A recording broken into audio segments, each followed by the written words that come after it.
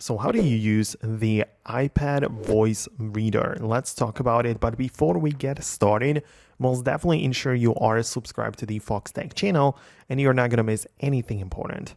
So on the iPad, you need to have a couple of different things set up at first. So what we need to do is to go to the settings, of course, then to the accessibility section, and we need to check out the section for read and speak. So it should be indicated by the little black icon right there. And there are some options which you need to enable. At first, we have the speak screen toggle, which you can tap on like this and make sure it is turned on.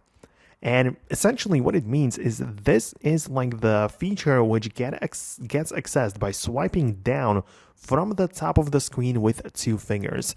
So this is like the gesture to trigger this feature. And now every single readable text on the screen will be read out loud to you, right? So this is actually very useful in that sense because you can literally just make anything read on the screen. And if there's nothing available, your iPad will let you know that there isn't any readable text.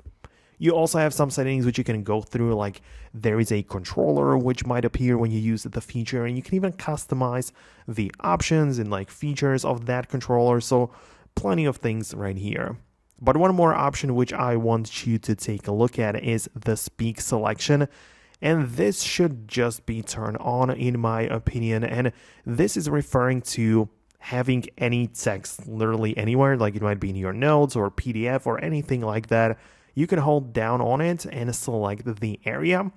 There are some options which are going to appear, like to copy that text or whatever. But if you have the speaking option turned on, the speak button should appear above it.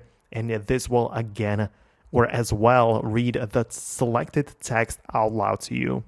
So these are the two iPad voice readers which I like to use. Let me know if you managed to pull it off on your device. Thanks a lot for watching, and I'll talk to you later in the next tutorials as well.